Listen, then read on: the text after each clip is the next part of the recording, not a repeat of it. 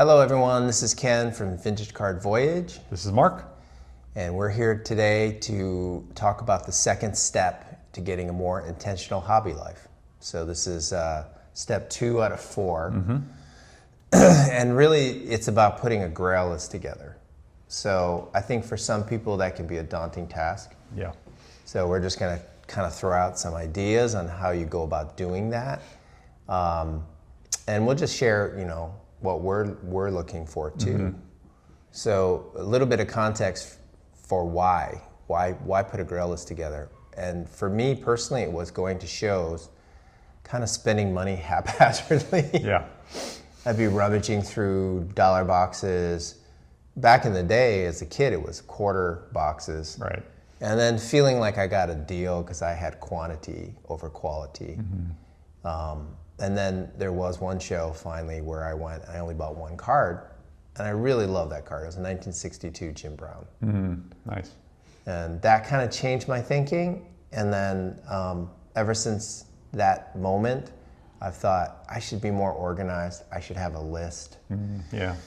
This is my actual list that I put together. I try to force rank it. So I'll just tell people I have a list of singles I'm trying to buy, and then I have sets I'm trying to complete. So I kind of have them singles on one side, sets on the other side, and then I put it together, and I really just try to force rank what I want most. Right.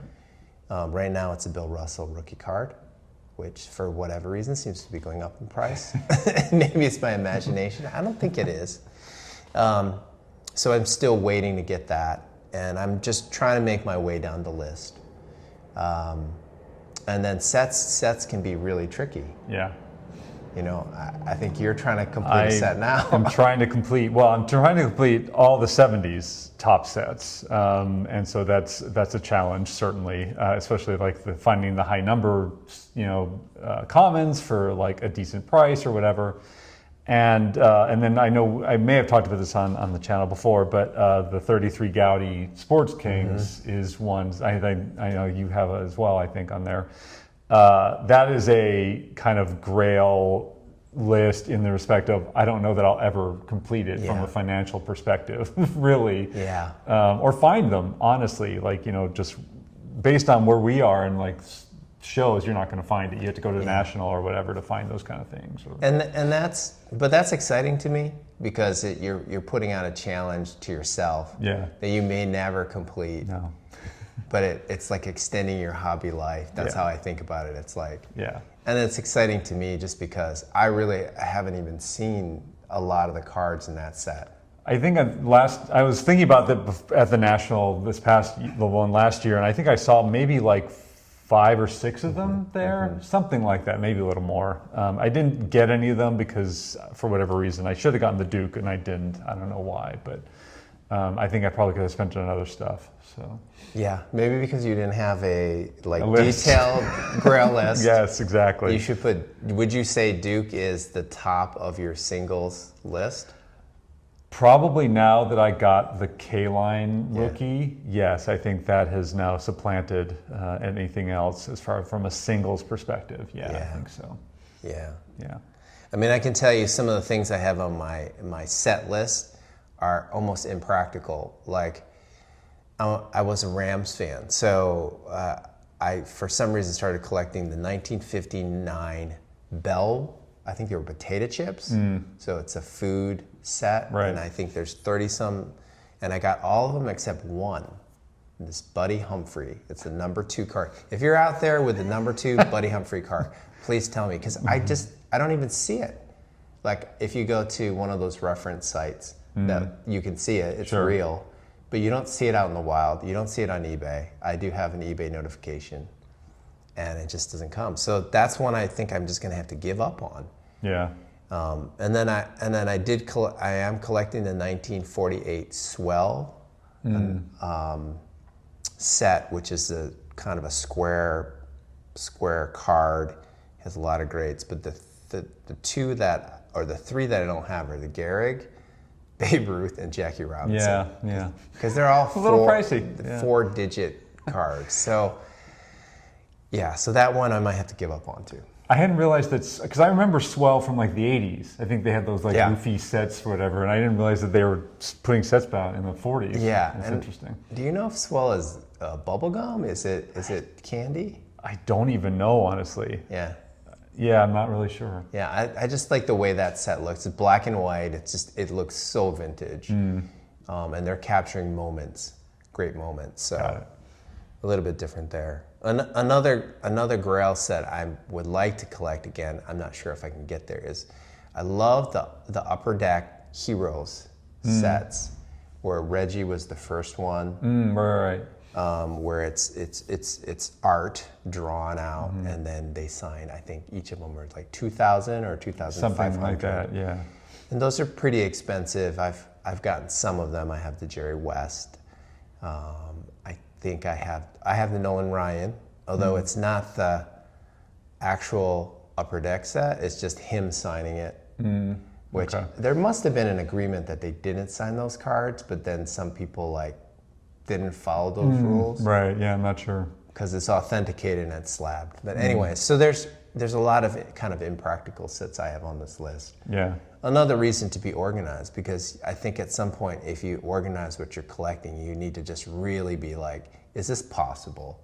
Am I able to do it? I think it's fine to have a impractical set, but it's not as satisfying unless you have some that you can actually reach. So a question for you is, when you initially decided to have this Grail list, how did you put it kind of together initially? Or do you remember? Like, how did you think about it? Yeah, I mean, it was it was over several days. Okay. And it was just me, like, on several pieces of paper, just writing down everything. I went through my collection and thought about it.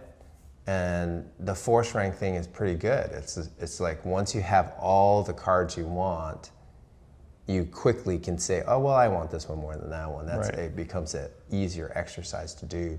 I think the challenge I have, and I think maybe other collectors have, is like, I just get distracted. Right.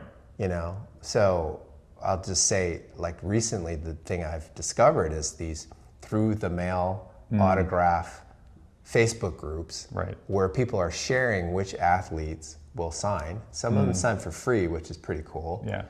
A lot of them take donations, you know, like $5, $10 a card. Some charge more. I think Reggie Jackson's like $150 or something like that. Oh, Reggie. So you can get Reggie's autograph, but it's pretty expensive. Yeah. And so as I just started the process, I started thinking, like, is there a favorite set I have where most of the athletes are still alive? Right. And I can get their autograph. And for me, it's the 1983 Topps set. Baseball, yeah. With the two pictures in the circular. Because it seems like a bunch of those athletes will sign through the mail. And I would just do the Hall of Famers. Right. There's 40 some of those. So that's distracting now. Now I'm like chasing that, even though that's not high on my list. Yeah.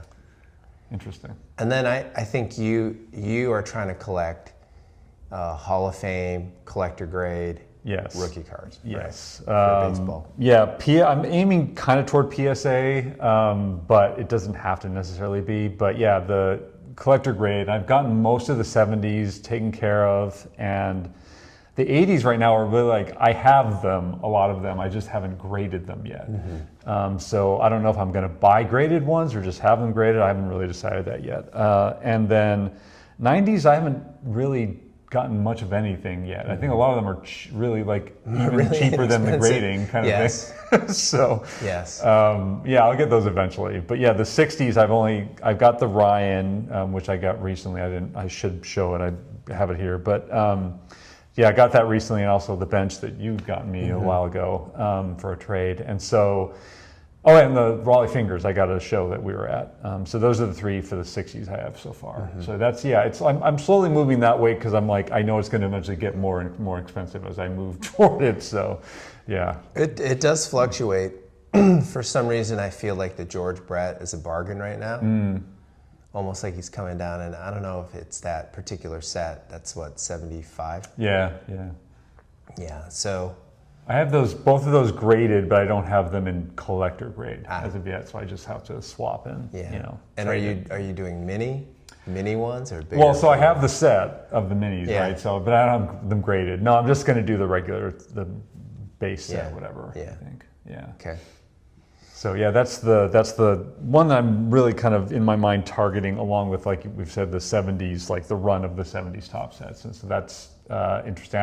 I was going to tell you this. I recently went to one of our like local area stores, and they actually had like 70s commons that they were selling, which was like so unexpected. Like I never see that in one of our stores. Oh, yeah. Yeah, In big monster boxes? It was just a monster box out there, and they were all less than $1. So I was aiming for from like the 70 to 73 region, so that I could justify the price that I was paying versus like the later ones, which are going to be more, less reasonable to pay, like 75 cents for a common.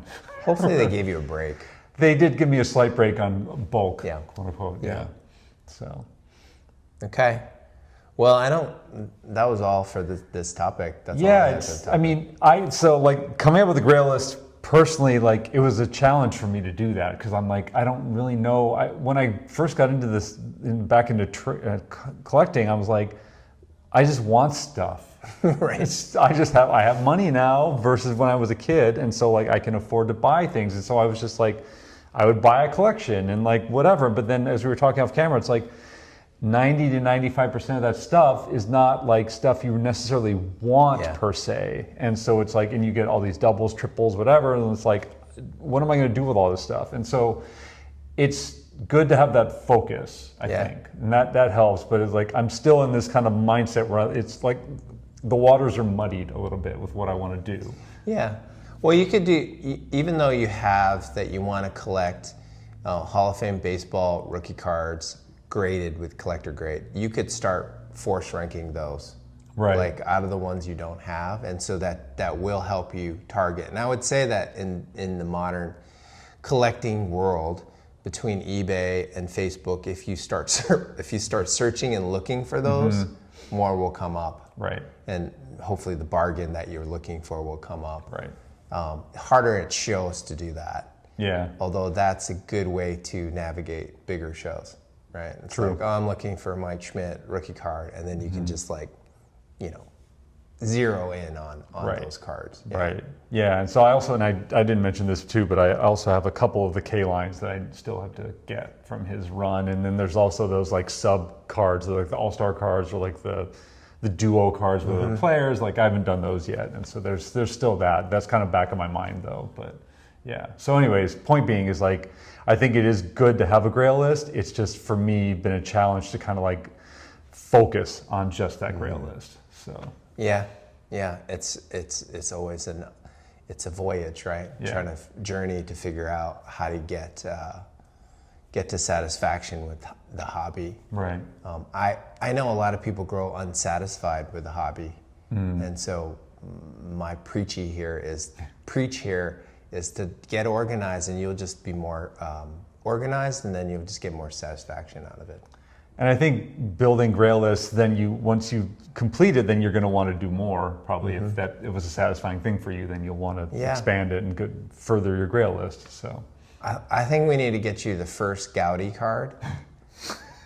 If we get you the first Gaudi card, that will automatically reprioritize, or not, because that's happened to me where I get a card, I look at it, I spend time, I have it, in front of my computer, and I'm like, wow, I really like this card, and then it pushes you to maybe focus on that. Yeah, scratch the itch a little bit. Yeah.